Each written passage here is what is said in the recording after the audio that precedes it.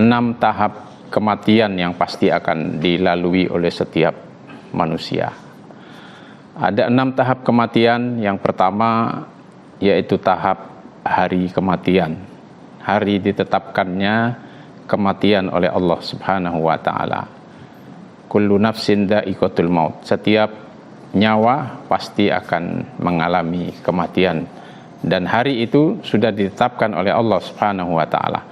Di saat hari itu datang, Allah mengutus para malaikat yang ada di langit yang memiliki tugas untuk menyiapkan peristiwa ini, memerintahkan kepada mereka untuk turun ke bumi dan mempersiapkan segala sesuatunya.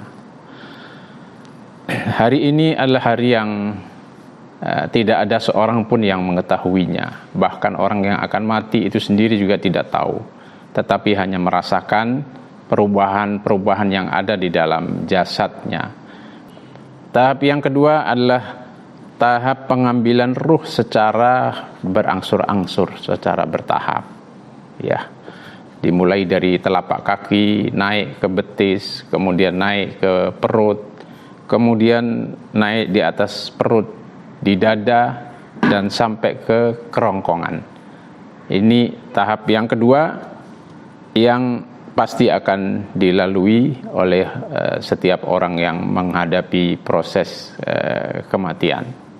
Kemudian tahap yang ketiga adalah tahap at-taraqi, ketika nyawa manusia sudah sampai di kerongkongan. Dan tahap ini juga disebutkan oleh Allah Subhanahu wa taala dalam salah satu ayatnya, kalla idza balagatit taraqiyah wa qila man raq wa dhanna annahu al-firaq wal taffatis saqu bis-saq. Tidak sekali-kali. Idza balagatit taraqiyah, apabila nyawa sudah sampai ke at-taraqi. Dalam terjemahan ayat Al-Quran disebutkan at-taraqi, diterjemahkan dengan kerongkongan.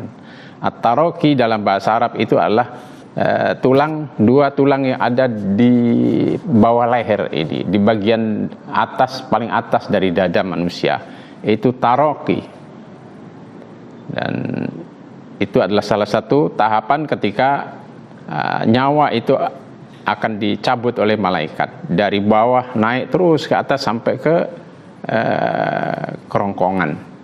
Tahap yang keempat yaitu tahap ruh naik di tenggorokan. Jadi kalau tadi di taraqi diterjemahkan dengan kerongkongan, tapi naik ke tenggorokan di atasnya lagi. Dan ini disebutkan oleh Allah Subhanahu wa taala, ya, falaula idza balagatil hulqum. Maka mengapa ketika nyawa sampai di tenggorokan, dari lebih atas lagi. Kalau tadi di bagian dada yang paling akhir itu, di atas dada ini ada dua tulang yang membentang, ya. Ini taraqi. Kalau al-hulqum itu sampai di tenggorokan, sampai ke menjelang mulut manusia itu. Di tahap ini adalah tahap yang paling sulit yang dialami oleh manusia, karena di tahap ini sebagaimana disebutkan oleh Allah Subhanahu wa taala di dalam salah satu ayatnya, fakashafna anka ghita'aka wa fabasarukal yauma hadid. Saat itu semua yang menutupi penglihatan kita dibuka oleh Allah, lalu mata manusia bisa melihat apa yang tidak bisa dilihat selama ini, termasuk melihat malaikat-malaikat yang hadir di sekitarnya, dan mulai diperlihatkan oleh Allah Subhanahu wa taala tempatnya nanti di akhirat. Apakah dia akan ke neraka atau akan ke surga? Adab-adabnya, bentuk-bentuk adabnya mulai diperlihatkan. Kalau dia orang-orang kafir, dan kalau dia orang-orang mukmin yang taat, sudah mulai diperlihatkan hal-hal yang menyenangkan yang nanti akan dijalaninya. Kemudian tahap kelima adalah tahap masuknya malaikat pencabut nyawa Israel. Ya, kalau tadi yang hadir malaikat-malaikat yang menyiapkan, ya, semacam tim malaikat Israel yang menyiapkan segala sesuatunya. Ketika nyawa itu sudah sampai di tenggorokan yang paling atas, dia menjelang keluar dari mulut, maka malakul maut Israel pun datang. Dan tahap terakhir adalah tahap nyawa sudah siap untuk dicabut, dan itulah tahap yang disebut oleh Allah, wajaat sakratul mauti bil haq dzalika ma kunta minhu tahid.